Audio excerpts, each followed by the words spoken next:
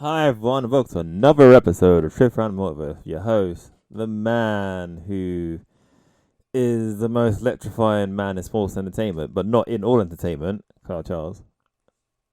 And the idol of Eddie Guerrero's kids, CY Chung. Ooh, that's a deep cut. And today, we are going to be talking about The Rock's character. Yes, considering we already done like matches and stuff. well, his backstory, a couple of his matches before, his backstory, like a career review, but his character. Now here's the thing, right? With his character, it's all the people. Yes. So he came in and the people hated him, right? Yep. So then he turns on the people and then they love him, right? Yeah. And then he's like, all right, I'm gonna bring more eyes to the product. I'm gonna go outside of wrestling. All right. Yeah. So more people see wrestling, and then the people turn on him again. Yeah. And now when he comes back, the people cheer him for the most part, right? For the most part, yeah. Yeah. So I will say, The Rock's character is because of the audience. Yeah. 100%. Like, I would say, okay. Now, if I came in somewhere as, I don't say bland white meat babyface, but if I just come in somewhere, yeah, and then people, like, a couple of days later, a couple of weeks later, people just start booing me, man, I will turn on them. I will have to, right, as character. Yeah. But this man, at Rocky Maivia, he just let it stew and stew and stew. Yep. Until bang. Yeah, and then the birth of the Rock created by the people. Yeah, that's but it all makes sense. It all makes sense. Why he would become like that, and he even said in his promo, because of you people. Yeah, it's now you do scream over. Now let me ask you if you agree with something or not. The People's Elbow, right? He takes the name of the People's Champion, ironically. Yeah. The People's Elbow is a spirit bomb type maneuver. Yeah. I don't know who came up with it. I don't know. I read it somewhere and I was like, it's okay. So according to Wikipedia, the People's Elbow is an elbow drop with a running elbow drop with theatrics. Yeah, which is exactly that. Yeah. How can he knock people down for the 3 count, right?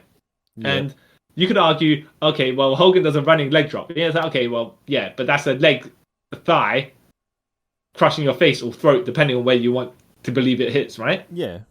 This is an elbow drop to the chest. Even with big splashes can't put people down for a 3 count. This move does. So, I would say an elbow to the chest is more believable than a leg drop, though. You're hitting them that elbow of yours into their sternum or whatever. That can kill someone if you think about it. Well, he looks like he does it to their heart, right? But anyways, but what I read, and it makes perfect sense to me. Well, as a heel, People's Champion Rock, he was gathering the hatred of the people. Yeah. To power his elbow drop. Yeah. Pinpointing, like putting all that power to one precise place in his elbow. Boom. Yeah. It's like he gathers it like Goku. The hatred, first of all, yeah. And then that puts the opponent down. But when he turns face, he gathers like a proper spirit bomb. He's gathering all their I don't know, what does Goku gather? Everyone. Their chi, their hope energy or whatever, right? Energy, whatever. Yeah. Yeah, so I was like, okay, well, this makes the most amount of sense that anything in kayfabe is going to make sense, I suppose. Yeah. Yeah, kind of. Yeah. Sense. But I have to say, so obviously The Rock got much more interesting when he became The Rock. Yeah. Which, as the character journey is, I cannot blame him, and it's like, yeah. Why wouldn't he become The Rock? Yeah. Why wouldn't he become that version? Because of like the reactions he was getting, even when he was going against heels, and he did nothing wrong. Rocky Maivia did nothing wrong, Nope. other than exist, apparently. Yeah, and people for some reason just didn't want him to exist, didn't it? Yeah. Chatting But even then, down. as well, so I mean, I wouldn't say I was always a Rock fan at all, right? I think I became more of a Rock fan when he became Hollywood Rock. Yeah. I always thought he was booking, like the booking of him was overly protected, but I get that they would protect their cash cow, right? Yeah. Austin and The Rock were making the most money, so then you would make sure that they're the ones that, their merchandise sells.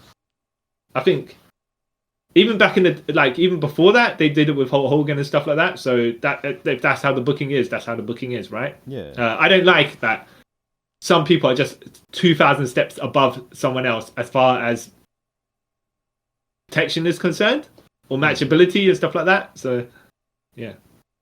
Yeah, I can see. Or I always want to go into a match thinking, all right, well, there's a decent amount of chance someone else is going to win, right? Each of the people. Whereas sometimes booking's predictable, and that's different. It's just like when someone like The Rock or Steve Austin loses at this peak popularity, Yeah. it's always shenanigans. Rarely, like even Cena has lost cleanly, yeah, Yeah. and then and there's a sprinkling of Super Cena in between all of that, and suddenly when Cena comes back, he gets title shots right away, which whatever, right? But yeah, I would rarely say The Rock or Austin lost clean. Yeah. But hey, that's the way the thing. True. Yeah. I don't remember a time with the Rocks. The only time rarely I see the Rock lose clean was like against Brock Lesnar. And that's it, really. I mean, I could argue how clean that was, by the way, because Paul Heyman came in there and interfered. Well, not interfered, but he got on the. So Brock was in the Rock's sharpshooter, if you could call it that move, right? Yeah. And then Heyman got on the apron, so the Rock had to let go of the move, and it's like, okay, well, yeah. I mean, not to say that Brock would have tapped out to the sharpshooter, but people have tapped out to it. That's true. Yeah. Yeah. Weirdly, yeah. I don't know why. Yeah. Yeah. What did you think of Okay, now what? Okay, so we get Rocky Maivia, white meat babyface, just plain, bland, right? Nothing to him because he didn't get promo. Well, he did get some promos, but he didn't say anything of substance. Yeah. His charisma level was in the middle. Yeah. But that's because I think also what he said didn't have any bite to it. Even if it's a babyface, he's just like, I'm here and I'm a third generation athlete. Yeah. Yeah, basically. Yeah. Exactly. And then you're like, all right, well, yeah, how would you describe The Rock? How I describe The Rock? Yeah, the initial version, the Nation of Domination version. The version that came after Rocky Maivia. I would. Well, actually, hold on. Let me ask you, how would you describe Rocky Maivia, and then how would you describe The Rock? Bland. Okay. Literally, I don't remember Rocky Maivia actually having a character, if I'm honest. Yeah. Other than smiling, even though he was getting okay. The only thing I remember is that he's dying on the inside, essentially. Basically, yeah. Literally. To pretend nothing, like all the boos weren't happening. Yeah. And so, yeah, The Rock. How do you describe that version of The Rock? He wasn't a fully formed person yet. It wasn't till later, halfway through the nation, he becomes a fully formed person. How would I describe him? That's a hard one. I think the way that I first heard it described was that he was a charismatic bully. Okay. Which I get that, but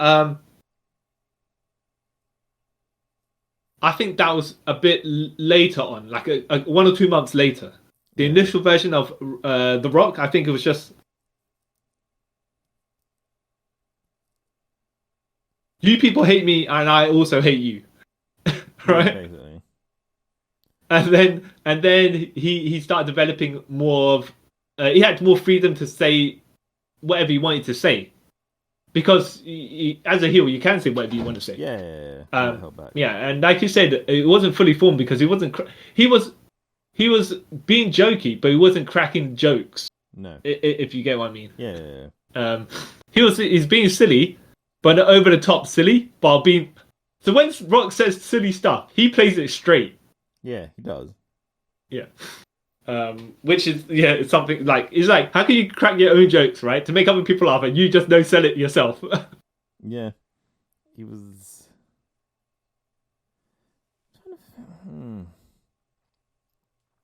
Yeah. So I think okay, and then would you say the next version of the next evolution of the Rock was from Rocket Maivia to the Rock to what Nation of the Nation of Domination, the lead of the Nation of Domination, or would you say there's a version in between that? No, I wouldn't say the version in between that. Yeah. Yeah.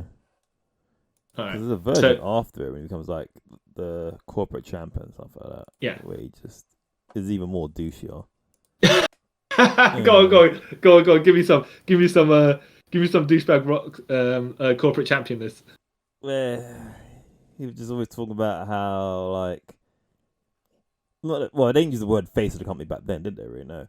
Like how his face is bringing millions to the TV, and how without him there would be no WWF. Sorry, no WWF. Yeah. Everyone below him are candy asses, and he'll just talk about getting all the. No, wait, he didn't start talking about getting pies till later. That's later.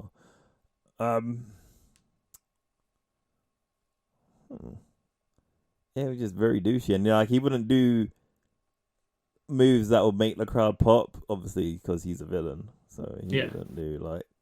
And the key thing was when he renamed the People's Elbow to the Corporate Elbow, which was sheer genius. Yeah.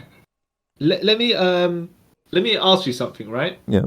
Just popping back to the version of when he initially became the Rock and the first promo he cut as the Rock, right? And he's talking about the people trying to die Rocky died to him, right? Yeah.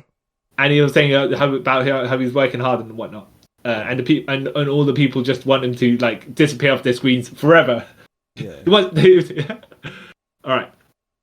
So, and when he joined the Nation, he's like, it's not a black thing, it's not a white thing, it's a respect thing. Yeah. Yeah. Now, DOA, the Disciples of Apocalypse. Yep. Do you know what their gimmick was? They were a biker gang. Yeah, but was there any for you, right? I don't say for me, but watching at the time, would you say, because I think some people got different vibes from it? Yeah. They were a biker gang, but kind of a white supremacist one. I didn't get that vibe from it. Yeah, I wouldn't say necessarily I got it either, but then again, it might have been one of those things that flew over our heads at the time. Because I know there was the Truth Commission, and that was meant to be a racist thing. That's why he dropped really? it super quick. Yeah. Yeah. But I think The Rock was saying that the DOA epitomizes racism. I'm like, wait, what? Okay. Is he saying that because now he's joined a group of like the Nation of Domination and all black, and he's just against them? The DOA, and they just happen to be white, or what is or was they always some sort of white supremacist biker gang that they gave the vibe, they gave those vibes without actually saying it? I don't know. Yeah, I don't know. I think he was just saying it because they didn't do anything to give me that vibe. Other than this, right? And this is incidental, of course, but they're a bunch of white bikers, and they're beating up Latinos, and they're beating up black people. Yeah, but they just happen to be the opposing gangs, so it's not like, well, I applied this to that because of this. It's just like, no, they're all against each other. I'm saying that's a bit weird. Okay. Yeah. Who knows? Yeah. But then again, yeah. Do you remember Rodney Mack? Yeah, Rodney Mack. Yeah, Rodney Mack. Yeah, I remember him. Yeah, And the White Boy Challenge. yeah. Yeah. See, that's what I'm saying. Like, I feel like at that time they would have just blatantly obvious their racism. Like, they were like kite time stuff like that. So, Yeah. which makes Yeah. it less racist. Mm. Yeah. I mean, sometimes the stuff that's incidental, like we were saying before, where Miro, Rusev, he was just happened to beat Americans, right? Yeah, But all those Americans he was beating at the time were he was beating R-Truth, Big E, Kofi Kingston, and it's just like, all right, where's this heading? All right, are they making a new nation of domination? What are they gonna do? Yeah, yeah, but it was all incidental. They were trying to establish Rusev as an upper mid card, and he was just beating people levels below him to get to that point. But it all yeah, just happened to be those, those black, yeah, those particular guys who were black. yeah, You know, it's just okay. yeah. I don't think it Whoops. was. Yeah, because that wasn't deliberate at all. Like, oh, that No. just happened to be. Oh, okay, sure. And skipping ahead, well, skipping back, in fact, to what you were saying about The Rock when he was the corporate champion, and he had that slight babyface turn, right? Well, no, he never turned. Actually, he never turned babyface. As far as the character of The Rock is concerned, he became the lead of the Nation of Domination. It's still a heel, right? Yeah, The Nation of Domination was it D'Lo and Mark Henry turned on him, yeah. yeah, But as far as The Rock's concerned, they were heels turning on a heel, yeah, and then the crowd was cheering him. But when he switched to the corporate champion, and they were saying to the people were saying to The Rock that he sold out, and The Rock's like, Rock never sold out. Rock, he's like, all you people boo me and whatnot, right? And you expect to be able to allow yourself to me to allow you to cheer me? No. It was never a turn because I never turned face, right? yeah. You people don't deserve me being face. You don't deserve to cheer me. So I was like, oh, Rock, yep, that hatred. 2 years, 3 years? This is 98, yeah? Yeah. But stewing for 2 years, and he just let it be. He's like, no, you guys not allowed to cheer me. I'm like, okay, well done, Rock, well done, great stuff. But yet they still cheered him. Yeah. Yeah. Well, at what point did he officially turn face? When he proper became the People's Champion, not the ironic version of the People's Champion. It would have been after he got jumped out of the corporation. Yeah. And when him and Stone Cold got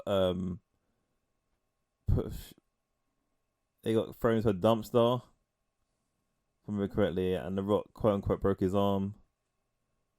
Yeah, that's when he became a good guy. The faith. That would have been. Yeah. 98? 99? Mid 98? Did he? Yeah. No, wait. When did he win the Rumble? When this. Oh, yeah. So, yeah. I think it would have been 98. Late 98 is Survivor Series, where he won the Deadly Games, yeah? Yeah. And became the corporate champion, yeah? Yeah. So, and you were saying, when he became the People's Champion was in 99? Yeah. Actually, no. Yeah, 99. Yeah. Yeah. Actually, wait.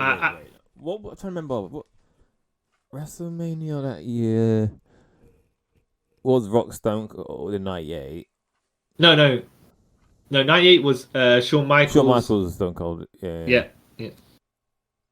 So 99. Yeah. Would have been 99. Yeah. Because then Stone Cold leaves for a bit in 99 because of neck injury, innit? Yeah. Yeah. My memory is correct. Yes. So yeah, that's when he became Facey Face Rock, where he adopted back the People's Elbow as the name, and then he would do all finally The Rock has come back to whatever and stuff. And when did was he corporate rock when he was bullying all the what they call them, the backstage interviews, the microphone holders? I was about to say the backstage correspondents, as they're known in the news. Yeah. What they call them wrestling? I can't remember. Wait, was it 99? Who did that? Oh, I don't know. I was asking you because I can't recall. Oh, I know that it became a bit that he did do that, right? Because what I remember is when he used to like always pick on Kevin Kelly, but I think that must have been like 2000 because I remember the Armageddon, Hell in a Cell promo and all that. Was he a face when he was picking on Kevin Kelly? Yeah. And I think because he started picking Michael Cole as well, so yeah, he was a face. Yeah. Because it was like playful, like picking or not, like malicious, I hate you sort of stuff. Yeah. Yeah. So from that point, I think when he was People's Champion for a very sustained amount of time, right? Well, I say sustained amount of time considering his career, and he went off like for about 7 years? No, 6 or 7 years, isn't it? Yeah. So I think the next turn is when he's Hollywood Rock, right? Yep. And then after Hollywood Rock, he's basically, what would you say, the hybrid Dwayne Johnson Rock? Yeah. Yeah. Yeah. I think. Do you agree? Do you agree how they wrote his character journey? Yeah. I agree with it. Yeah. And do you think it's long-term booking? Right? Do you think they booked him as a white meat babyface so he could get booed in order to turn him into the biggest heel and then the biggest baby face of all of wrestling? Or do you think they just lucked into it? I think they lucked into it, if I'm honest. Yeah. Like most things in wrestling nowadays, they just luck into it. Yeah, because it's you can see the bullheadedness at times. Yeah. When there's particular wrestling booking, that's all I can see. Yeah. 100% things that are not necessary to do, they just still do it. Yeah. Out of like habit, innit? Yeah. Well, I would say the habit, but more like, look, man, the more we give it to you, the more you'll like it. Apparently, right? Which is not the way things usually fly, because it usually just turns to the exact opposite. Yeah, you kind of draw people to turn away from it, but hey, Yeah. Yeah.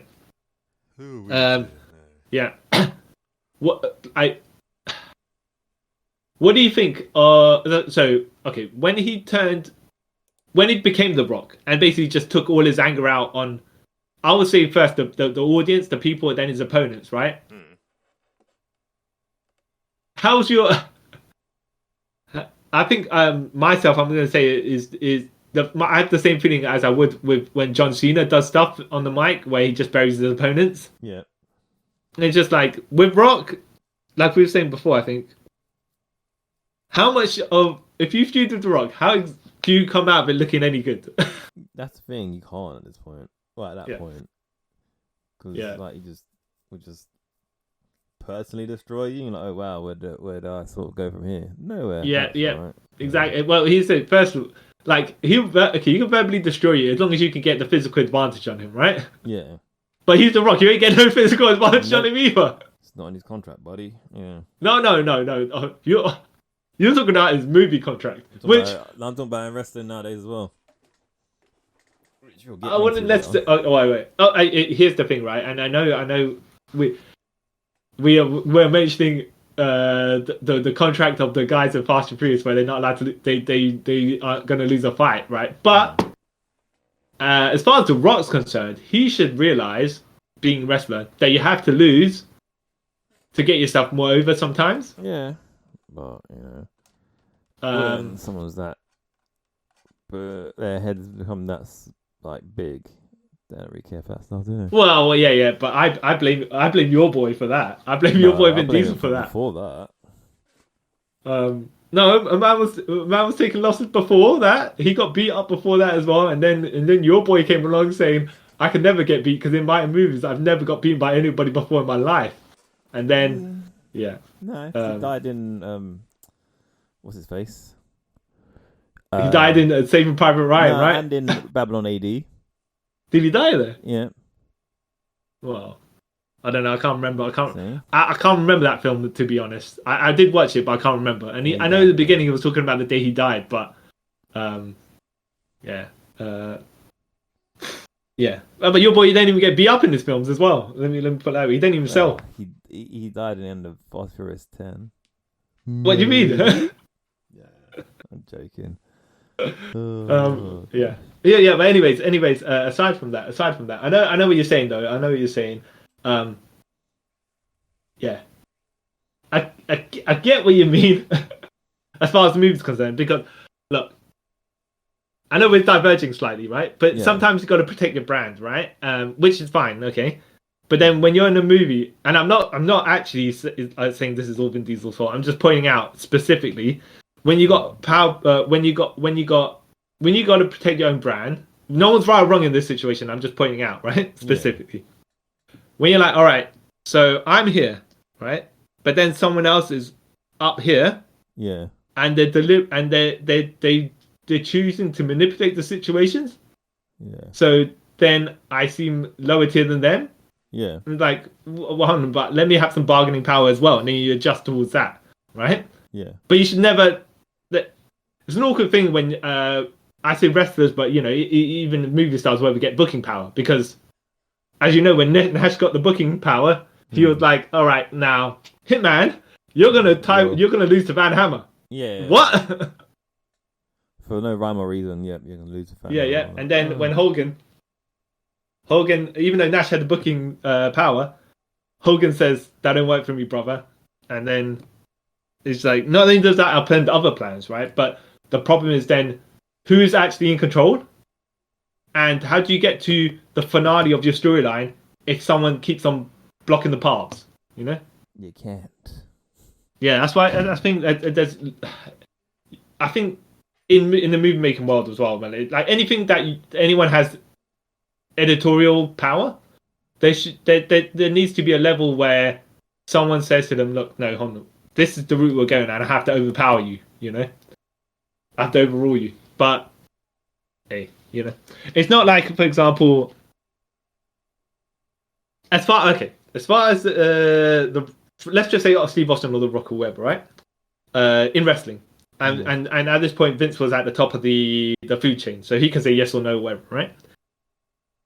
It's not as if say Rock was feuding with Billy Gunn, which he did, okay, and Austin was going to get in a feud with Billy Gunn. He just blatantly said, "Nah, I don't want to feud with that guy." He didn't. He was like, Jeff Jarrett, "Nah, I don't want to feud with him." Done and dusted, right?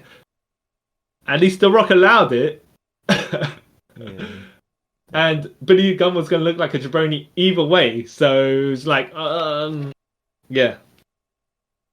I think what Raven was saying when he was in WCW is that he got to negotiate the finish. So he couldn't obviously say that, "Oh yeah, I'm not going to lose," because he's a certain level, right?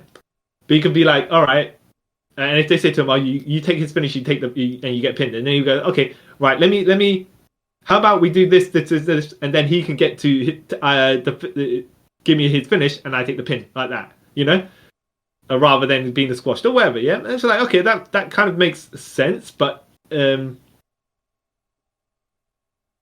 I could allow for a negotiation of the finish, but when you just basically say, "Nah, I don't want to do that," that's kind of a bit gets a bit tricky. And to be fair to The Rock and Steve Austin at the time, well, especially The Rock though, he could have just said, "No, I don't want to do certain specific things."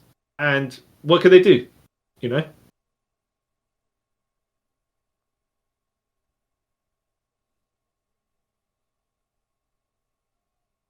Hello?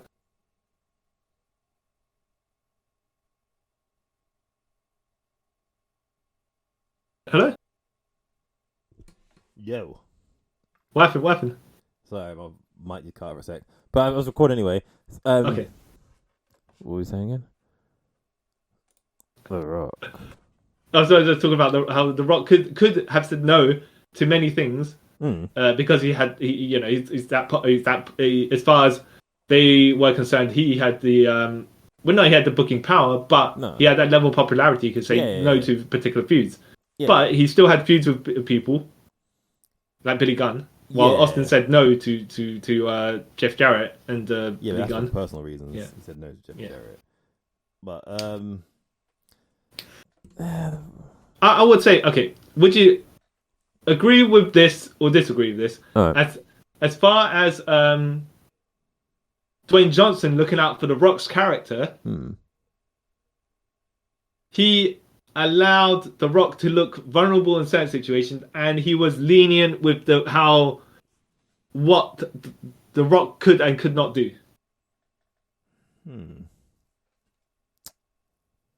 That's Or would you say? Or would you? I mean, obviously, because he's not going to be like Hogan, is he? No, he wasn't like he would. Like you said, I was only joking before about not putting people over, but no, he if it made sense to the story, just like Stone Cold and stuff, like they're from that sort of school. If it makes sense, they'll do it. Yeah. Like, or they found it funny, i.e., he's sort of bit with the hurricane later on. You know what I mean? So, yeah, I think once he went to Hollywood and stuff, it changed obviously. But before that, I think he wasn't too bothered about the character of The Rock. Like super like my character wouldn't do this because of blah blah blah. You know how Hogan is like. Or even Shawn Michaels used to say it, right? Yeah.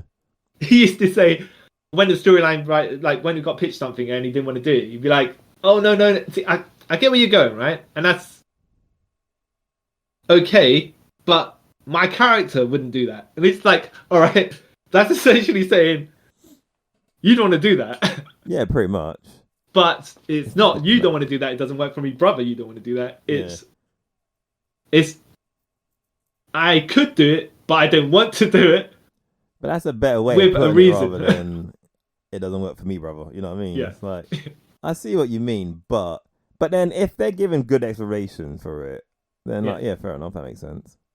Rather than I don't know if you remember, but and this is a bit poor on Chris Jericho. As in, it made him look like a dunce character. But when he remember when he won the title at the Undisputed Championship and he beat The Rock and Stone Cold in that one night. Yeah. Okay. And then he was feuding with Triple H. Yeah. For the Undisputed titles. Yeah. And he was writing in his book, he wanted to pitch an angle where, okay, you know how he became Stephanie's bitch? Yeah. And it was more about Stephanie versus Triple H than it was about Jericho versus Triple H. Yeah. Even though Jericho was the champion and Triple H was coming for the titles, and Jericho ran over their dog, apparently, even though he was dog watching for Stephanie. And it's just like, yeah, but who's the champion and the main heel here? What's going on? Anyways, he pitched a segment where he was going to say to Triple H, "Oh yeah, Triple H, Stephanie's having an affair with someone, right?" Yeah. And then you see kind of like it's a person with a ponytail. So he was going to the Jericho character was going to say, "Oh yeah, she's having an affair with you with RVD." Yeah. And the Triple H would beat up RVD, of course, right? Yeah. But then it turned out no, it was Chris Jericho underneath the bed sheets of Stephanie. Yeah. All right. Okay. And then Triple H is like, nah, my character would not be stupid enough not to realize that. Okay. I'm gonna be on the side of Triple H because that story seems stupid. Well, I'm not going to say whether, like, as far as whether anyone's right or wrong, let me just add to the situation of that would have given more meat to the feud of Jericho versus Triple H for the title and would explain why Jericho was Stephanie's bitch. Kind of, but then whether you think it would have ended up any good or not, right? It would have patched some holes. No, like the feud, regardless, is kind of stupid. But that I get where it's coming from because, his character is a cerebral assassin, so he's always like 2 steps ahead of everyone. So what he says kind of makes sense. All right, fair enough. Well, yeah, okay. Look, if okay, as far as the explanation of Jericho's book is, Triple H nixed it, yeah. Yeah. As far as you explaining it, like he just did, right? Yeah. That would make sense if he said that. But who knows what he actually said, right? Yeah. Triple H at that point could have just said, "Nah, Yeah. nah, mate," and then you'd be like, "Okay, Yeah. all right, Yeah. what? Why?" Okay. Sure. Yeah. But if you said, "Ah, no," like you said, like you explained it to me. If that's what you said, Yeah, that's what okay, he said, which I hope he did say, because then it makes sense. Not than that. yeah. It's like, oh, okay. Okay. Now let me point out as well. Yeah. Um, also, like your boy John Cena. Oh, so I was watching a segment not too long ago, where John Cena was rapping John Cena. It's relevant to The Rock, by the way. I'm not taking another tangent for no reason. All right.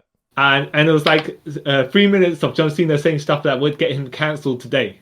And back when he was rapping John I've Cena, watched this recently. Yeah. I've watched this recently. Yeah. back when he was rapping John Cena, that was like what 20 years ago, was it? 20 years ago at this point, yeah. Okay, now what do you remember? I can't remember the exact segments of what he said, right? But do you remember some of the stuff that he said? Yeah. Lots of it Go on, was go on. like really stuff, really like, how can I say it? Graphic things you like to do to women sexually. Yeah, he's saying something about tossing Tory Wilson salad or something like that, which doesn't make 100% sense because 100% sense because it's usually the woman tossing the guy salad. Yeah, so but all right, fine, sure.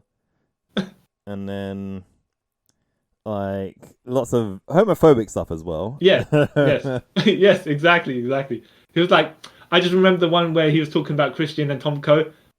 Getting the numbers for a Rumble, which is in the bingo ball roller thing. Yeah. And Christian did a really terrible but amazing rap. Yeah.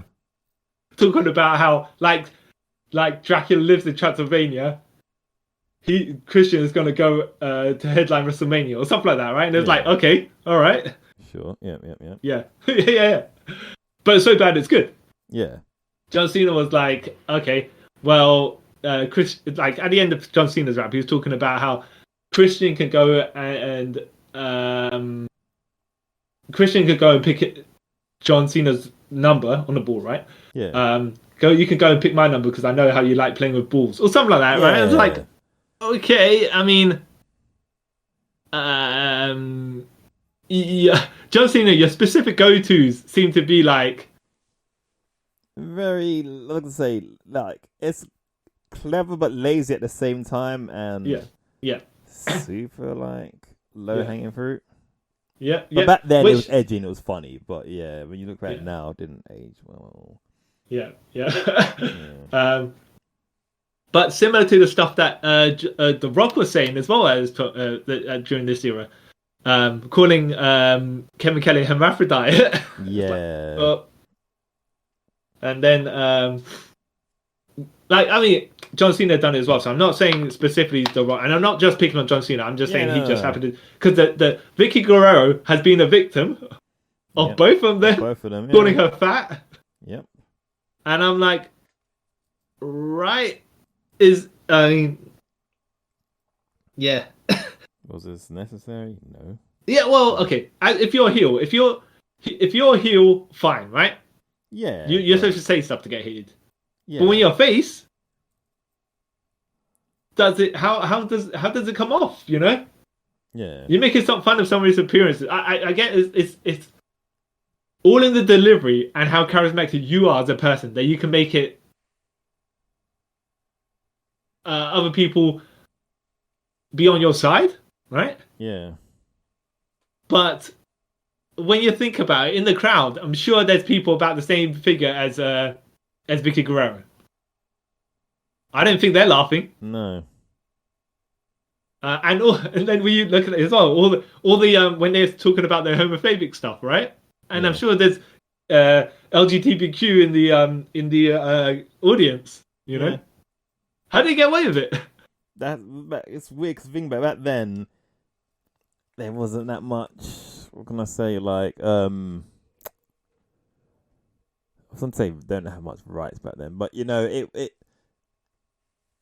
probably seemed like the cool thing to do to be homophobic, transphobic, whatever back then. Oh, by the way, I don't know if you ever knew this, right?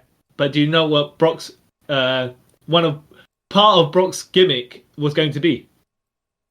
What? So it's going to be the next big thing. That's part of his gimmick, right? But there's another part to the gimmick as well. Yeah. Do you not know? Do you know what it is? No.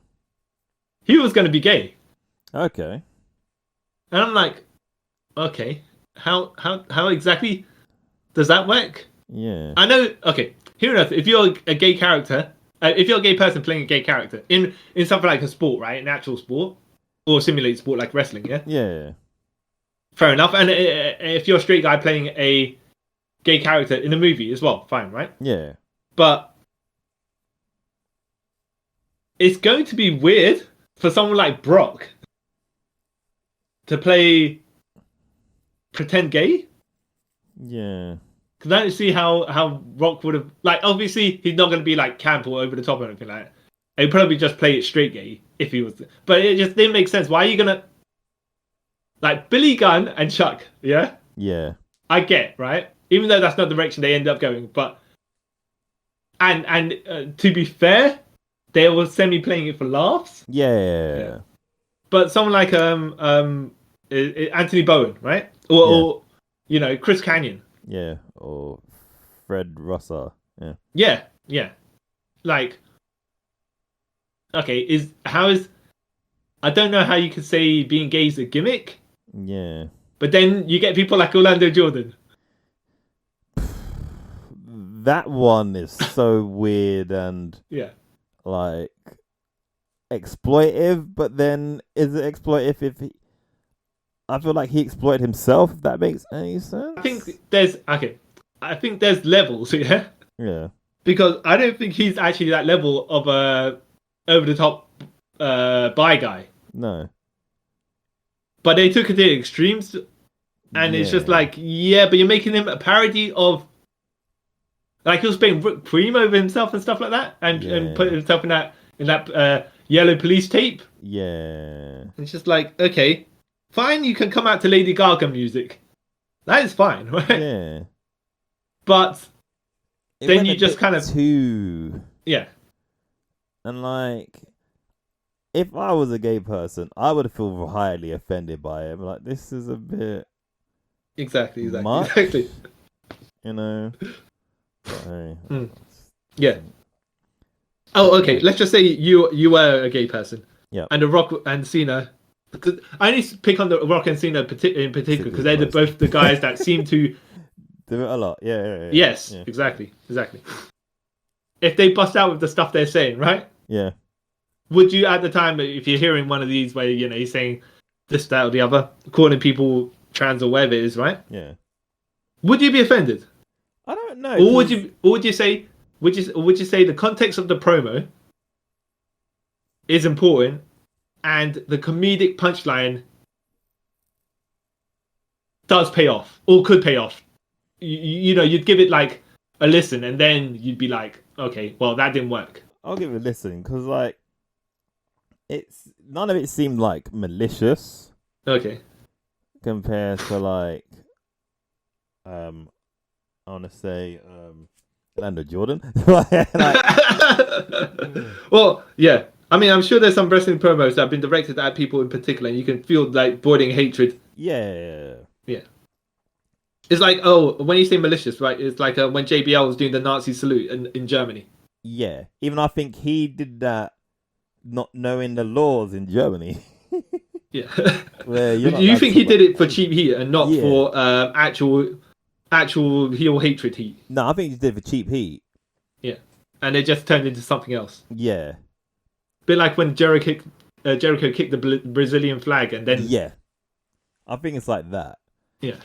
Because I know, because when I went to Germany, they told us, don't do anything resembling anything to do with Nazis when you're there because they won't find it funny. You can get arrested. Like, okay. Did you ever watch Family Guy, by the way? Yeah. Did you watch the episode where Brian and Stewie went to Germany, Yes. and the German tour guide on the tour bus, and then they were Yeah. talking about specific years. Yeah. Was on the And- country was on holiday. Yeah. Yeah. The whole country was on holiday for 4 years. Yes. Yes. Yes, it was. Yeah. All right. Oh, so yeah, I think that, but like, Yeah. mm, I think it's actually. I don't know if you watched it, but when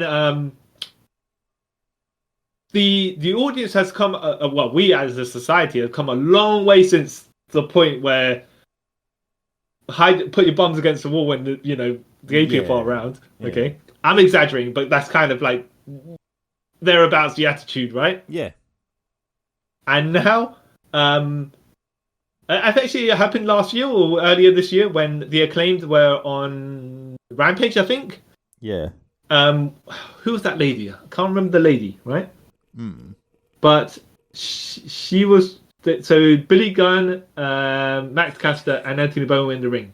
yeah, And one of these ladies was trying to seduce Anthony Bone to get a title shot or something like that, right? yeah. And- excuse you, I'm gay. Yeah, exactly. And then all the time, he is gay. Yeah. I thought actually because usually, like back in the mid 2000s, late 90s, whatever, that would have been a cuss to someone. Yeah. Big time. Yeah, but it was actually a positive chant Yeah, because it paid off the end of the promo, and it was like, wow, dude got a chant about him, like his sexuality positively. yeah. I was like, wow, we've come a long way. Yeah, exactly. But yeah, like you say, like I want to turn it back to The Rock's character, right? Yeah, He was inventive with the other non-derogatory things he was saying about specific sections of people. I will say that. And when he was aiming it at particular people, like when Triple H used to do at the end of it, right? yeah, And then they did that. He took that promo, and then they mock other people's promos, and then he'd mock his own race as well because he was mocking Rikushi. yeah. Actually, no, I wouldn't say mock his own race directly like that, right? Yeah. But I'm saying this: no one was safe from his promos, even people of his own ethnic background. He was like, "Yeah, I want to mock you as well. I don't care." Yeah, he's character sort of like I'm bigger than everything, you know. Yeah. Which is also brings me to as my intro earlier. Wow, it took us a long time to get there. But when he was feuding with Eddie Guerrero, because Eddie Guerrero's kids had a picture of The Rock on their wall. Okay. Yeah. Yeah. And I was like, all right, okay. And then so as you know, Eddie's a good promo, but you can't really compete with the level of promo The Rock is. No, of course not. Yeah.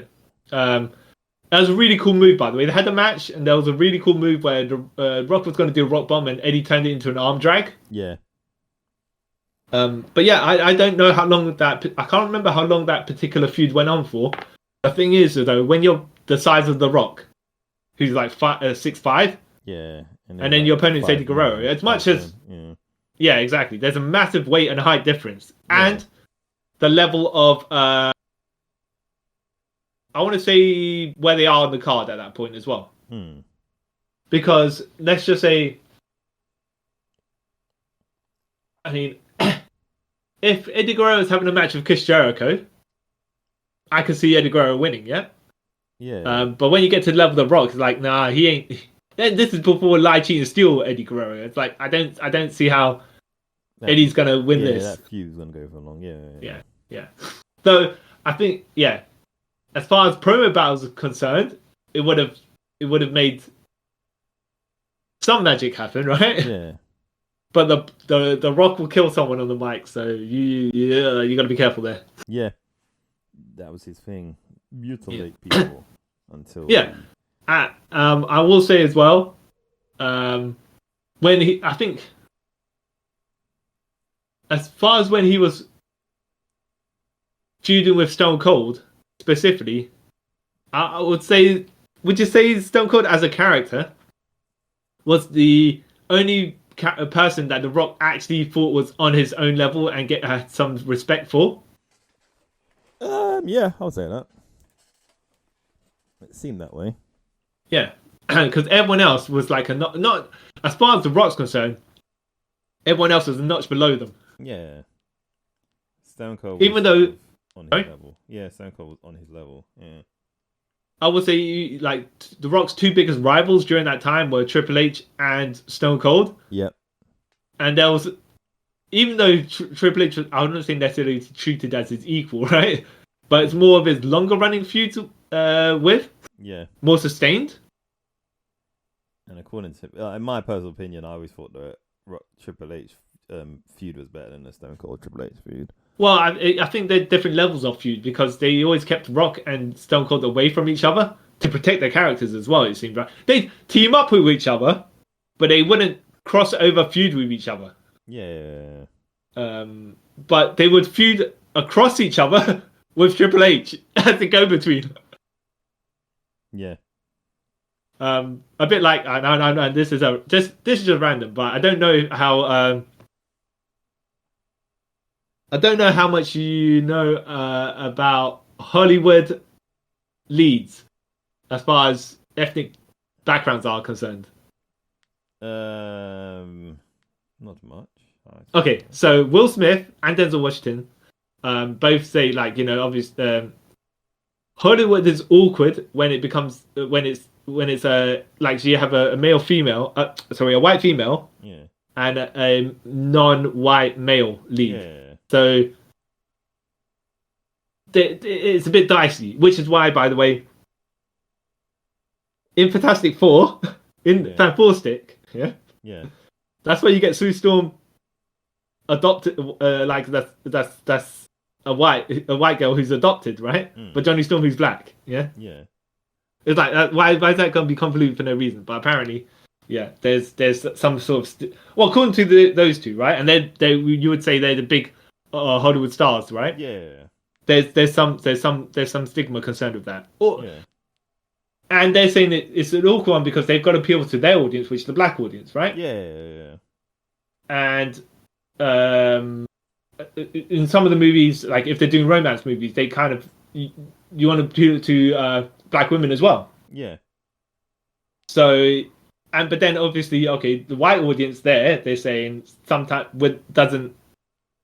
It is not really. It's like a crossover thing, yeah. It's really awkward. So, but then some people are jokingly saying that's why Eva Mendes has a career, because then she can do romance movies with black people and white people. Yeah, middle road. Yeah. It's like, all right. I mean, that's kind of all right. I mean, I want to say she's the greatest actress in the world, but to stereotype her like that is kind of something, right? Yeah. But yeah, as far as The Rock and Stone Cold are concerned, Triple H is the Eva Mendes, right? Yeah. He's the one that appeals to. Yeah. Even though that's a really awkward comparison that I've just made. Yeah, but it makes sense. Yeah. I mean, would you say that you are a fan of The Rock's character all the time, or only at particular points? Weren't a fan of like Rocky Maivia. Then when he became like the Rock, sort of from the Nation onwards, I was a fan from off of that. But then when he came back later on, I wasn't really a fan. Yeah. When you say he came back later on, are you talking about Hollywood Rock, or you're talking about after Hollywood Rock? After Hollywood Rock. Right. I would say I was never a fan. Oh, okay. For before Rocky Maivia, I mean after Rocky Maivia, right? Yeah. I wasn't a fan of The Rock because he was obnoxious, right? Yeah. Which is the whole point of it, right? When I'm looking back at it, yeah. And only that, he was actually really good there, right? Yeah. But he came off as smarmy and arrogant, which is like, not this guy. I don't like him. Which is good because that's the whole point of his job, right? Yeah. Even if he was charismatic, even if he was saying stuff that was a bit, being a human that say stuff, but at the same time, you give it a funny delivery, people are going to gravitate towards you. Yeah. But even when he became People's Champion Rock, I was like, nah, because he'd run people down a bit too much, and you'd be like, okay, they're just sitting there, being verbally assaulted, you know? Yeah. With no obvious like way they're gonna come back at all. Yeah. Yeah. Not even that. Even if you're heel, you take that stuff, right? Yeah. But if you're another face, like when Chris Jericho was face, and The Rock was saying you're not good enough, it's just like what? But then again, The Rock was running everybody down, even called a Stone Cold bald-headed candy ass. So you know, yeah. I have to give it to him. He's consistent. Yeah. He's consistent, but it's like, come on, man. Yeah, but it didn't make anyone else. Don't say he didn't make anyone else look good, right? Because he would give them the stuff. He's generous in his matches. Yeah. And when you have a certain level of protection on when you're delivering the promos, it's kind of you have one. I will have one up on you here, but you have one off on me there. Except that sometimes he wins the matches anyways. So yeah. But then yeah, when he disappeared and when he came back, when he embraced the silliness and over the top goofiness, when he became Hollywood, that's when I was like, yeah, The Rock, yeah. I think he's the best. That's when I was like, yes, this guy is this guy's great. And then you start having more appreciation for the stuff he did before. Yeah, so I give him that. But you're saying you're not a fan of the what we call the Dwayne hybrid version of The Rock? Yeah. Why is that? It just comes off super pandering to me. Yeah. Like, okay. Yeah, I'm just like, always like, we the people and we together, blah, blah, blah, blah, blah, blah, blah, blah, blah, blah, blah, blah, blah, blah, in City, blah, blah, blah, blah, blah. Yeah. What you're saying is because of overexposure. Like in all of entertainment, overexposure. Because yes, he I would say at this point, at some point, and I don't want to pick a real life person for this, but when Jennifer Lopez was everywhere, right? Yes, I was like, enough of this person, please, you know. Yeah. And this was like in the early to mid 2000s. I would say. I'll say the early to mid 2000s. Yeah, she was in. She was just too much of her everywhere, and I was like, please, someone get this woman off my screen. I don't need to see her so much. And that's basically become The Rock now. Yeah. And it's kind of, as much as I hate to say it, it's kind of spilt into his movie career because, like, no one saw Black Adam. Once again, by the way, in real life, the people are turning on him. And watch, when he turns on the people. And then you also had, like, that. And then it's been, that tanked so much, he had to sort of go back to the Fast and Furious. May I point out, by the way, and we're talking about The Rock's kayfabe character progression, yeah? Yeah. And then now it's legal. So as a character, as Rocky might be, the people hate him for real, yeah? Yeah. So then he put back at them as a character, but with some verbal venom that was about his real life feelings, yeah? Yeah. Now then, the people cheered him after a while, and then he went to Hollywood. He made a movie. He got popular, and people booed him because he was leaving wrestling, right? Yeah. And then, but they go to watch his movies, yeah. So you can say in real life they started cheering him, yeah. Yeah. And then when he came back, they started cheering him. When he makes casual one-off appearances, yeah. And sometimes they don't, right? But those are specific scenes. And now you're saying he's so overexposed that the people are turning on him once again. Yeah. I'm waiting for heel Dwayne Johnson. And when I say heel Dwayne Johnson, I don't mean heel Rock. I mean like real life. Finally he turns and snaps. Nah, he won't, because then he knows that he won't be the highest man paid in Hollywood anymore, and that's what. I know. That's what I think. It would never come. It would never come, but it would be great. It's just that. It'd be like all his career in real life, in all sorts of entertainment. The people are the ones that make him turn. Yeah. Because he's not getting millions anymore. Yeah, it's just... But I think as well, would you say, as far as his wrestling persona is concerned, yeah, we've covered as much as we can, right? Yeah. But would you say, okay, and seeing as this is character spotlight, let's put it into the movieverse. Yeah. Okay. How would you say his character, a movie persona, is? Or how did it start? Let's just say, yeah, his movie persona is also part of the extension of the Rock kayfabe character. Okay. Yeah. Now he got left to go Hollywood after the Goldberg feud, which he was still a heel there. Yeah. Yeah. Now so Dwayne Johnson, The Rock, continue his movie character, his movie screen persona character from this point. Would you say he starts off as a face? He starts off as an actor. Yeah. This is how I want to sum it up. Yeah, he starts off as an actor, like actually trying to act. Yeah. Does okay. But like the Tooth Fairy and whatnot, right? Yeah. Southland Tales. Yeah, all that. Pain and Gain. Yeah. What's the one he played? A gay character, a gay bodyguard. Oh, Get Shorty. Get Shorty. Yep. I haven't seen that, by the way. How was his acting in that? Was it over the top or? No. You could tell this is where he's still trying to learn to act, and it seems like he's no. But when I say over the top, I mean like you've seen. Have you seen a lot of Wesley Snipes movies? Yeah. Okay. Have you seen Tu Wong Fu? Thanks for everything. Yeah. Okay. And he's playing a drag queen in that. As we know, Wesley Snipes can act when he wants to act. By the way, right? Yeah. And there was this other movie. I think was it Game of Death or something like that? Not the Bruce Lee one. Wesley Snipes did one as well. Yeah. Where he pretended. So he was going in somewhere to infiltrate something, and he was pretending to be like moving boxes or stuff like that. And then they tell him, no, you can't go in here. And obviously he's got to pretend that he's got clothing in a box, and he kind of turns into a gay fashion designer. Yeah. And I was like, all right, okay, fair enough. Wesley Snipes, fair enough. But okay, cool. Because he wasn't acting as a parody of a gay fashion designer.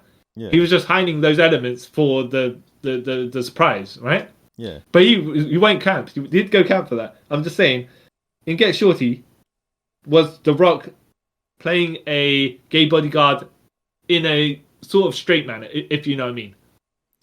No, I can't explain how he was. What was it, a parody of the character? Was it over the top, or was it just? It was kind of over the top. But then, like most people in that film, was meant to be over the top. Like you had Vince Vaughn trying to play a white guy trying to be black. Okay, fair enough then. So kind of I mean, it's a comedy, so it's whatever, comedy. right? Okay. But like this is where you see he was trying. Yeah. And then we get to 2015. Yeah. No, wait. When did? No, 2013. Sorry, when Yeah. he joined the Fast and Furious franchise, and then after that, he just played the same character in every film. In my opinion. So, to be fair, the first version of Hobbs, right, in Fast and Furious 5, wasn't like The Rock. No. He was more. Yeah, he actually was trying then. Yeah, because he was kind of technically a bad guy, right? Isn't it? Well, I don't know. No, he starts with sort of a bad guy, but like. Okay, let's put it this way. Right? He's a lawman. Yeah. Right? Dominic Toretto is the criminal. Yeah, of course. He just happens to be the main character. Yeah. That we side with. And so therefore the lawmans have to be a bit more aggressive. Yeah. To counteract what alignment they're meant to be. Yeah. Have you ever seen Hustle, the UK series? No. You ever seen Dexter? Yeah, I've seen Dexter. Yeah. Okay. He's a serial killer, and the people in Hustle are con artists, right? Yeah. But they're the main characters, and you're meant to be on their side. Yeah. So then the people that they are killing or robbing or whatever, they have to be dislikable. Yeah. Now, it's a bit like Batman White Knight, where the Joker is tamed down and Batman's heightened up, right? I think that's what the level of what you're talking about here. The Rock is Luke Hobbs has to be a bit slightly more aggressive than he should be. Yeah. And a bit more, I want to say blunt, but abrasive. Yeah. Yeah. Because they have to adjust Dominic Toretto. He's at the beginning of the movie robbing cars, so they've got to adjust that stuff. So whatever you got to do, right? Yeah. But like you say, it's different from what he's now become. Yeah. Yep. Yeah. So, to you, would you say he's still a face at this point? I don't know. Would you say this is the point where he starts being a tweener, and then you're saying full out, he's still trying to be a face, but he's become a Rocky Maivia where you're healing on him. Yeah, you, basically, the crowd yeah. members. That's the best way of putting it. Yeah. Yeah. But I don't think he'll ever become like proper, you know. So his career has just gone full circle. No, because I think he'll still make money. Like Yeah. people still going to the film, but it's not as big as it was like say 3 years ago when everyone's like, "Oh yeah, The Rock, man, I'm going to see all these films." Now it's kind of like, "Oh, it's a Rock film coming out." Like you get the casual sort of people, be like, "Yeah, cool, The Rock film," but like everyone else is like, "Oh, okay, cool." So and basically you're saying rather than Dwayne Johnson now the actor who can play different parts or would ever try to play different parts, he's just become Dwayne Johnson, the movie star who can only play The Rock on screen, but not really The Rock. Yeah, that's how I would say. Yeah. Well, to be fair though, there's many a movie star that just plays themselves on screen right now. I mean, like I'm not going to pick the straightforward examples. Like I could say Vin Diesel, Keanu Reeves, but look, Ryan Reynolds and Denzel Washington just play themselves, kind of. Yeah, but mostly their selves are kind of not like over the top. Sort of, I'm a manly man. Sort of thing. Yeah. Like Ryan Reynolds is like more comedy and like self-deprivation sort of stuff, so that's more relatable. Well, okay. No. Jason Statham is just playing like I'm the most manliest man there is. Well, no, the second most manliest man. Look, he just plays as a very hype man. Let me put it that way. Yeah, and that's what you expect from Jason Statham. Yeah, like, he's not trying to be anything else. But yeah, it's true. He tries. Are you saying you're making allowances, by the way, for Jason Statham, for example, because he never tried to be anything else? No. Okay, all right, fair enough.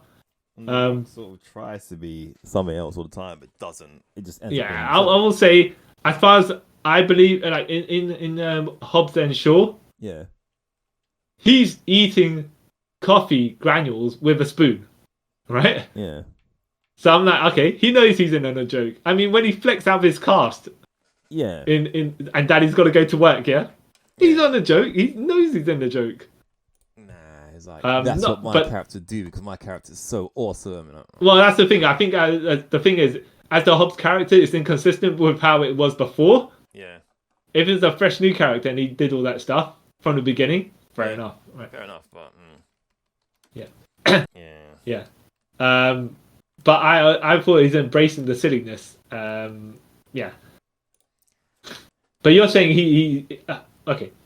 So you're saying he plays slight variations of himself and not enough depth and difference. For example, when John Cena's playing whatever character that girl's dad in Blockers, he's different from John Cena in Peacemaker. Yeah. Peacemaker, which he is. Yeah. That's a big difference. Yeah. And we're talking about when we're saying Batista as anything really, as Drax, yeah. Yeah.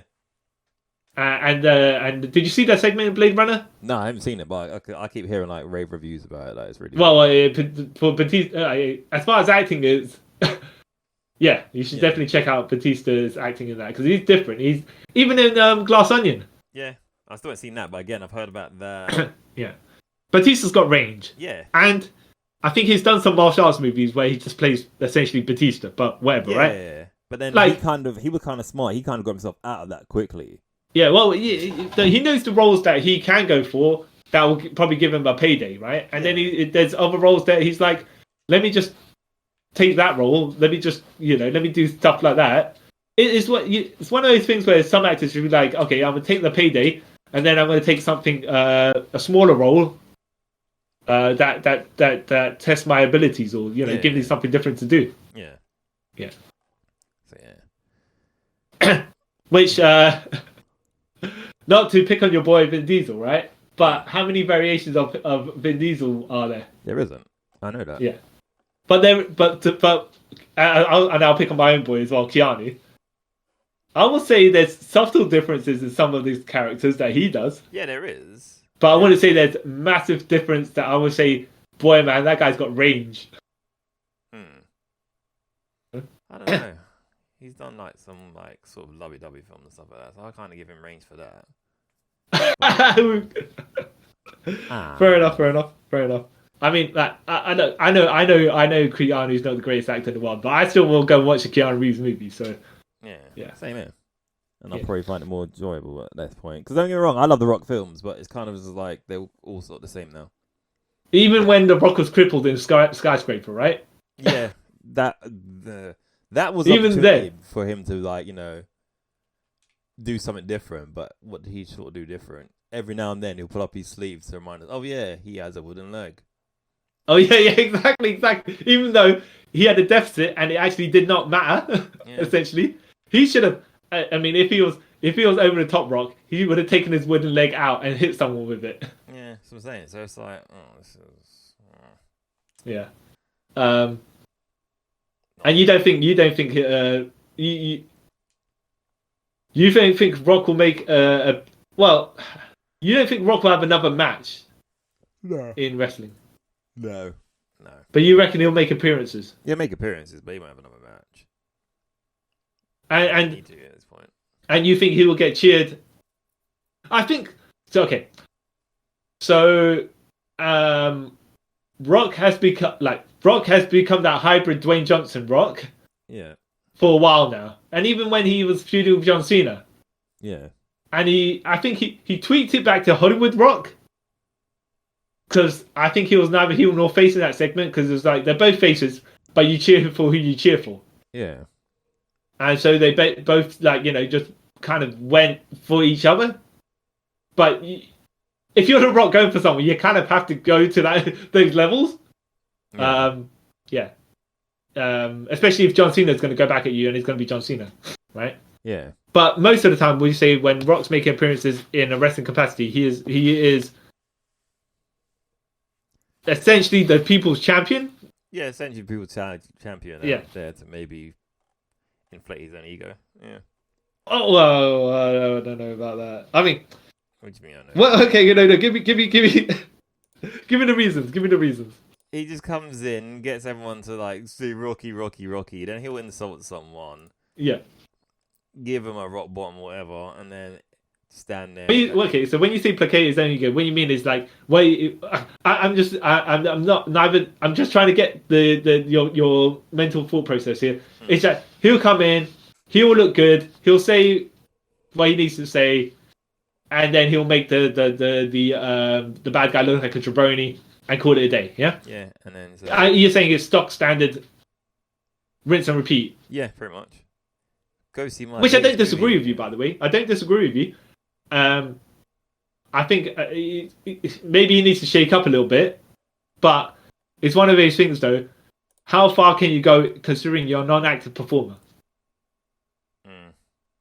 I'm not defending it. I'm just saying when they're paying him to come in, he's got a specific goal that they want him to achieve. And he does it. I think they give him conche blanche. Yeah, okay, carte blanche. Carte blanche. I heard someone say it like that. That's what but yeah. The microwave, right? Yeah. Do you know about that, right? By the way. What? The microwave. No. Okay. Do you know what a microwave is? No. The microwave.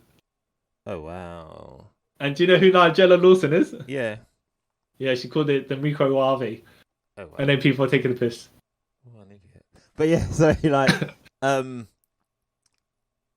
my train of thought. Yeah, I reckon like they let him just come and do what he wants. Then it's those appearances like on a SmackDown or Raw. They're like, you do what you want. And I will agree with you somewhat. It doesn't help if he's facing a heel or something, it doesn't really help them to get run down by a guy who they're never going to be anything back against. Yeah. Look like a jabroni or whatnot. So yeah. But he did get Becky Lynch cheered. Well, I didn't get Becky Lynch cheered, but He didn't treat Becky Lynch like a jabroni, so Yeah, because he can't. yeah. I mean, obviously, there's certain people they won't let him take for a jabroni. Oh, I think look. So he will verbally put over the faces and he'll verbally run down the heels. Yeah. Yeah. But I think at a certain point, if you're a heel and you're the active wrestler, yeah, it doesn't help you whatsoever. No. Yeah. But who are the people to say that we want this to happen because it's The Rock, innit? Yeah, but I think as the thought process. Okay, now if you remember far back when Daniel Bryan and Randy Orton were feuding, like after Daniel Bryan won the title of John Cena, Randy Orton then won the title of him right away because he cashed in Money in the Bank. Yeah. And then they had couple of title matches that went back and forth. Yeah. And then the Authority kept on stripping Daniel Bryan off the title and stuff like that, right? And then one of the matches, Shawn Michaels kicked Daniel Bryan, made him lose by giving him a super kick. Yeah. And that, as far as WWE was concerned, they were gonna say, okay, that's it, yeah. Shawn Michaels, like that's done. There's no more for that, right? Yeah. But Shawn Michaels actually went up. Shawn Michaels, actually went up to them and said, "No, hold on a minute. I'm gonna run this guy down on the mic, yeah. So you got to let him have something, otherwise, how's he gonna look any good, yeah?" So, as much as Shawn Michaels was carrying that mic, that mic segment was just running down Daniel Bryan, right? First of all, he's explaining why he did stuff, right? Yeah. And then he was talking about, look, man, all will be forgiven if you shake my hand. Like Shawn Michaels gonna forgive Daniel Bryan, right? Yeah. for getting super kicked. Okay. Makes sense, yeah. Right? But then that led to Shawn Michaels continuing the promo and healing himself. And he's like, be a man, shake my hand. And he goes, look, man, I'm Shawn Michaels, the greatest athlete icon ever in WWE and stuff like that. You know what it means to shake my hand. You better shake my hand and stuff like that, right? Yeah. And then Daniel Bryan put him in the bell lock. Yeah. And Shawn Michaels, sold and tapped out and allowed himself to look like a fool, right? Yeah. For the segment, right? And I was like, okay, that makes sense. Yeah, that he'd allow himself to do that. The thing is, though, I guess when you're paying a guy big money to come in, even when you get like okay, now really random example, right? Do you know when they do guest hosts? Yeah. And Hugh Jackman got to punch Dolph Ziggler in the face, right? Yeah. Which is fine, right? No issue with that, right? And even when Stephen Amell comes in and he's actually an athlete, he can do stuff, yeah. Yeah. But then when you get someone like Kevin Federline come in and beat your boy John Cena. Yeah. It's just like, okay, so when you're paying a man big money, even then, do you allow him to defeat your big star like that? But he did cheat to beat John Cena. Yeah. John Morrison came in. It's not as if, by the way, I just made it sound like Kevin Federline came in with no wrestling ability, had a match with John Cena and beat John Cena. No, that's not how it went, right? No. But if Kevin Federline was to beat The Miz, like Logan Paul was to beat The Miz, okay, fine, right? Yeah. But I don't think I would allow. Why was that feud even happen anyway? Because they're both white rappers. What? That wasn't actually why the feud happened. But anyways. No, I can't remember. I remember I was watching at the time, but I don't remember what it was. Yeah, it is forgettable. Yeah, but like we're saying, end, but... but like we're saying, I'm not okay. When they're paying The Rock to do a segment to spike the ratings, they want him to come back. Yeah. So they kind of give him. I think they have to kind of. They don't bend the knee to him, but they kind of try to make him look good. So then they curry favor with him, which, okay, is fair enough. He's a big star. He started in wrestling and stuff like that. So, they want him there. Yeah. Which, like you're saying, whether he comes in and does the stock standard stuff that he does with an inventive promo or have you, a charismatic promo, whether you want to say he's inventive or not, then yeah. Like it's one of those things where it's an awkward situation where they know what they want, and then they like if we rub him the wrong way, he can just disappear and leave us. Yeah. Which, okay, fine. Yeah. When did you? By the way, when did you flip the switch on the character? Or the I'm gonna say the real life person, but when did you believe that Dwayne Johnson was just more? How do I put it? Not your speed. The whole Black Adam stuff from when he started promoting Black Adam. Okay. You think he overhyped himself and overexposed himself? Yeah. Okay. And he took the big game and there was no follow up. Yeah. Yeah. And yeah. Not that. By the way, I didn't mind the film Black Adam. By the way. My opinion changed on that film after I watched it the second time. I was like, wow, this is just a vanity project. Wow. Okay. Yeah. All right. I actually think it fit the tone of the DCEU. By the way. No. No, because like you say, between Man of Steel and all that sort of stuff. Yeah, like Batman vs Superman. I'll be like, it was an action movie. Why it doesn't, because they try to portray it as something that it's not. Like it's maybe some dark film and all that. It's not dark at all. No. I take okay. Yeah. I get that as well. Yeah. He didn't heal enough to be Black Adam in that film. Let me put it that way, right? Yeah. It's like I don't think Namor even, because they're both kind of the similar sort of anti-hero type characters. I don't think Namor healed himself enough in Wakanda Forever either. Nah. Even though you could say yes, he drowned a whole African country, ish. How is he not healed? But it's just like no, they didn't go to the levels that you think Namor would do sometimes, or how committed he would be to the cause. Yeah, but even that's my problem. Like Namor on the comics, like with my my problem with Namor on the comics is like they flip him way too much. Like one minute he's like a super good guy, and the next minute he's like murdering. He's the Big Show of and it's like of comics. Yeah, pick a lane. Like like in the comics of Black Adams, he's always sort of been consistent. Yeah. Like, he's not super bad. He's not super good. He's just like he's got his moral standard that he upholds. Yeah. Yeah. And we're gonna say it's like gladiator style standards back in the day where the laws were might meets right, essentially. Yeah, basically. And he is 2,000 plus years old though, so kind of.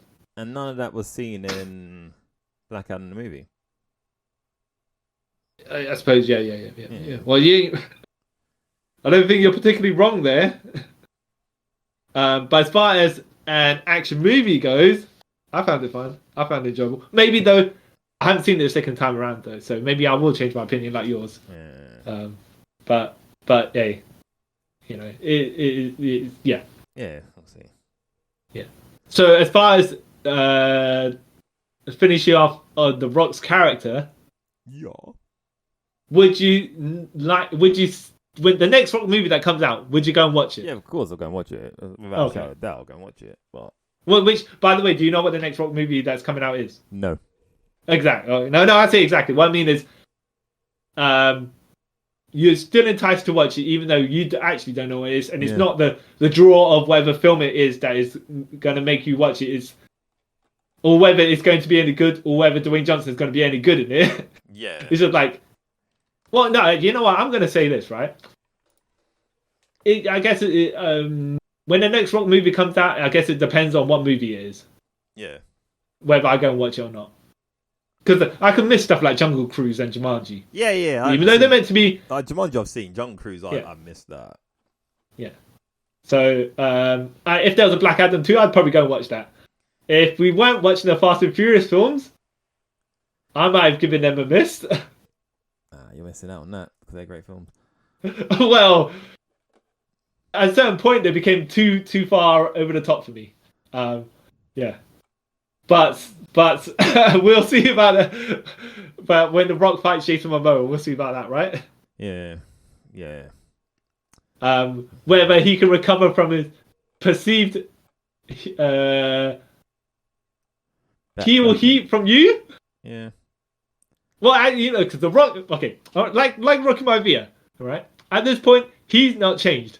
You have changed your opinion of him. You are the true heel of the situation. No, he has changed. Like when he's like my whole problem with him is like the Fast and Furious things. Like, okay, yeah, that's just people's egos getting bigger themselves. Yeah.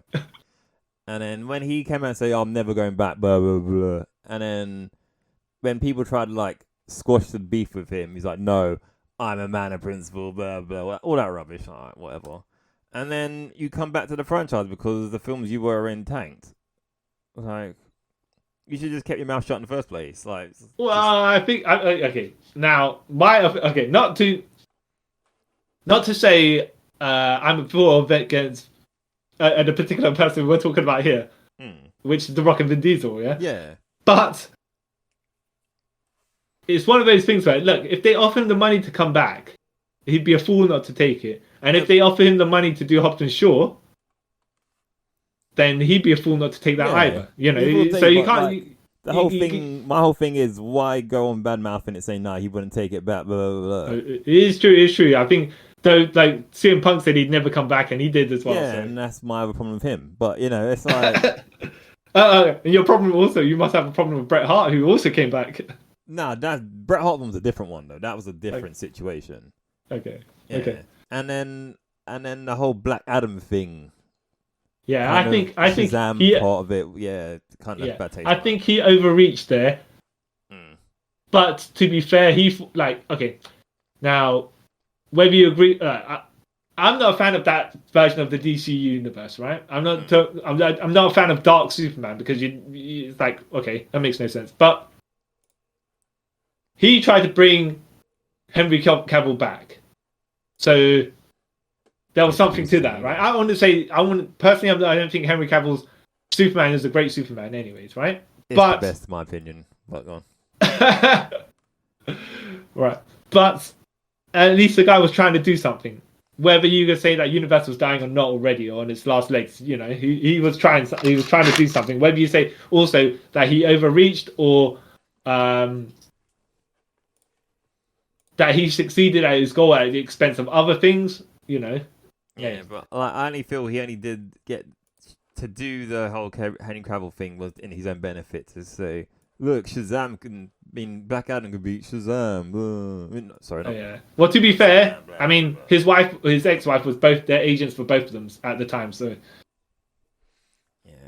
So it was easier for him to get that, and he probably thought, you know, look, there's not to say, by the way, I don't know what he's thinking, right? But if that universe has got no direction, then he could try and give it some direction. Whether you're going to say he wants to take control or not, or however you want to portray it, or something like that. It's just like it probably needed a figurehead to get it somewhere, or it was going to die, right? Now that it's actually dead, and James Gunn is actually a figurehead for the new DC universe, which will probably go somewhere. Yeah. It seems like they actually have an idea what they're doing. So yeah. Exactly. But in your eyes, even though in your eyes, Dwayne Johnson's a heel. Okay, is he a heel? He's not a heel. What is he? What is he to you? Is he turning into Rocky Maivia? As far as you're thinking, he's Rocky Maivia now. No, where he's just turned into this guy. Yeah. Okay. This is what he's turned into, in my opinion. Babyface Roman Reigns. Okay. The Rock and the corporations keep trying to push him down my throat, and I'm like, I don't care. Okay. Just making this. Roman Reigns 2015, yeah? Yeah, basically, yeah. Okay. So even if he does something that's great and amazing, you'll still boo him just because. No, I won't boo him because I didn't. No. I'm just saying because. Back when Roman Reigns was even when he had good matches, by the way, right? Yeah. Or he did something amazing, right? That made him look good. But even people booed him anyway. I was a fan of that Roman Reigns. I've always been a fan of the Roman Reigns as a general. Yeah. So like this is sort of helps my analogy. Like I'm a fan of the Rock, but it's just like you're trying. They're trying too much. Yeah. And you need to put your foot down like Roman did. And you reckon as far as obviously you can't heel on in real life against people, but if he started taking roles that gave him range and tried to do something different, right? Then he'd go back into your books as someone that you would be like, okay, yeah. Or would you say he's got to do a good couple of movies first, and you give him the benefit of the doubt, and then finally he can, if he does enough of them, he gains your, not your respect, but your thumbs up. Yeah. Okay. That's it. Okay. Yeah. I too, by the way, would like The Rock to try more varying roles.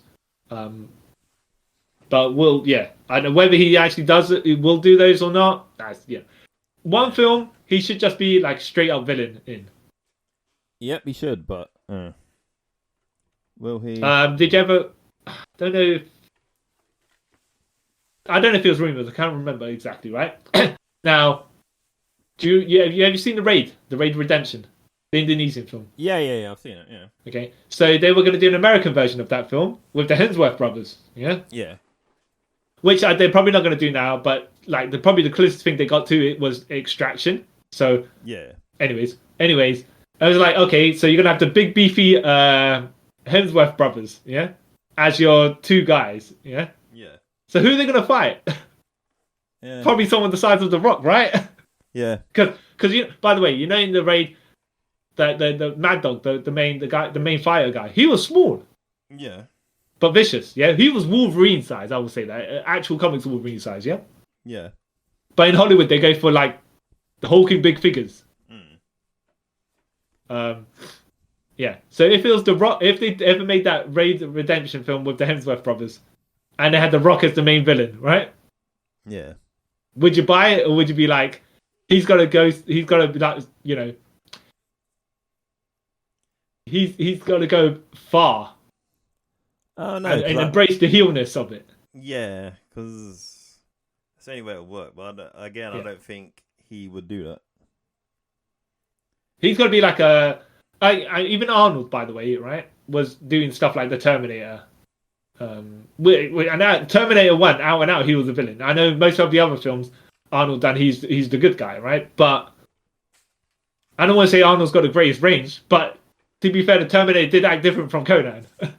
Yeah, of course. Yeah. And then after a while, Arnold just became Arnold, right? Yeah, pretty much. Yeah. Okay. But yeah. I think like you're saying, The Rock has to put some diversity in his characters. Yep, big time. Yeah, because I think he's just like in wrestling, where his character of The Rock was overly protected. The brand character and movie screen persona of Dwayne Johnson is a bit overly protected as well. Yeah, way too much. So he's got to do a bit more. Yeah. But yeah, that will close us up for a very. I know we started in wrestling and it actually went through to entertainment and it diverged to other things. But that closes us up for the character of The Rock, which, by the way, usually we just do these on particular characters in particular form of entertainment, but we extended his from one version of entertainment to another. Yeah. We just went and kept going. Yeah. And it's strange to say when you're talking about a real life person as though they're actually still a character. Yeah. Very strange. In the movies they're doing, because they're playing characters, but they're also a persona that is a character. Yeah. That's a confusing sentence, but yes. Yeah. So I have been the man that Arnold passed the torch off to when he was saying have a good time in The Rundown. Yep. C.Y. Chung. Welcome to Jungle. Yeah. Yeah. And I have been the man who needs to stop taking creative control of his roles, Carl Charles. That's what The Rock's been doing. And thank you for listening to us have this weird tangent about The Rock and other weird stuff. But well, it was a character. Yeah. It was a character spotlight that started in one direction. It kind of went into other bits and pieces as well. Yeah. Like Orlando Jordan. Yeah. Yeah. So yes, and thank you for listening to us talk about that. And don't forget, you can follow us on Instagram, Twitter, YouTube. So subscribe to our YouTube channel. Follow us on the Instagram and Twitter. The description will have all the handles there. And don't forget to like, share, and subscribe. Give us a rating on the podcast apps if you can. And keep a listen out for our other stuff that's there. And until next time, guys, I'd like to thank you all for taking a trip with us around the multiverse. Bye. Bye. Ooh, where's my mouse gone?